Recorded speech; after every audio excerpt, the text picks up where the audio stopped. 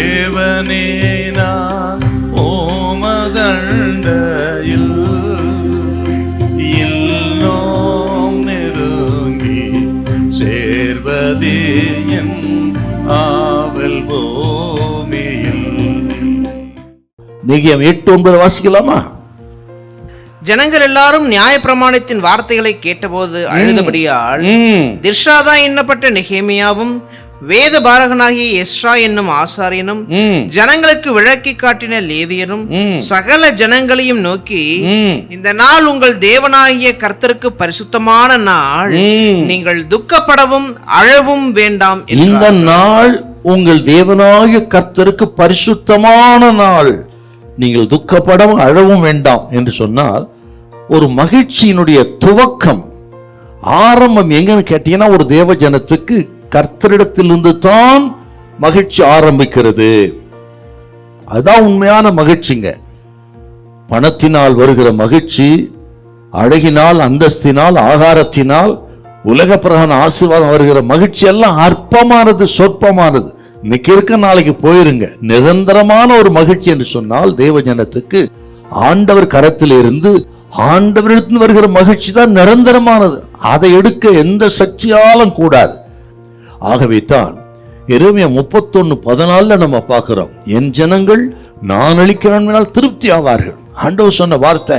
அவர் ஜனத்துக்கு திருப்தி, மகிழ்ச்சி, சந்தோஷம் எங்கன்னா அவர் கொடுக்கிற நன்மை.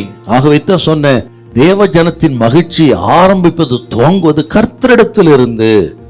இந்த மகிழ்ச்சியை நாம் தேடுவதல்ல, அவரே கொடுக்கிறாருங்க. அந்த மகிழ்ச்சி பாருங்க, அது ஆகாரத்தினாலோ அழகினாலோ அந்தஸ்தினாலோ வர்றது இல்லைங்க. இன்னும் பவுல் சொல்லுவார், ரோமர் 14:17 வாசிங்கன்னா, தேவனுடைய ராஜ்யம் புசிப்பும் குடிப்பும் அல்ல, அது பரிசுத்தாவினால் உண்டாகிற சந்தோஷம் சமாதானம் சொல்லுவாரு. பாத்தீங்களா? அப்போ பரிசுத்தாவி கொடுக்கிற சந்தோஷம் சமாதானம், அதுதான் உண்மையான பலன் தேவ ஜனத்துக்கு. அது அவர் கரத்தில் இருக்கிறது. நான் சொல்கிறேன், உண்மையான ஒரு ஆரோக்கியமான விசுவாசி என்று சொன்னால் அவர்களுக்கு சந்தோஷம் கர்த்தரிடத்தில் தான் இருக்கிறது. கர்த்தருடைய காரியங்கள் தான் சந்தோஷமா இருக்கும். அவருடைய ஆத்மாவுக்கு ஜெபிக்கும் பொழுது, வேதத்தை தியானம் பண்ணி நல்ல வார்த்தைகளை கேட்கும் பொழுது, தேவ சமூகத்தை உணரும் பொழுது, பரலோக இன்பத்தை நாம் உணரும் பொழுது, இப்படி ஆவிக்குரிய ஸ்பிரிச்சுவல் காரியங்கள், இந்த காரியங்களை தாங்க நாம் மீட்டெடுக்கப்பட்ட ஆத்மா சந்தோஷமா இருக்கு. அதுதான் உண்மையான சந்தோஷம். ஆகவே தான் சொன்னேன், மகிழ்ச்சி என்பது, மகிழ்ச்சியின் துவக்கமே தேவ ஜனத்துக்கு ஆண்டவர் தான். அவர் கரத்திலிருந்து தான் வருகிறது, பரிசுத்த ஆவின் மூலமாய் வருகிறது. கேட்கிற கத்திரி பிள்ளைகளே, இன்னைக்கு சந்தோஷம் இல்லாமல் சமாதானம் இல்லாமல் இருக்கலாம்.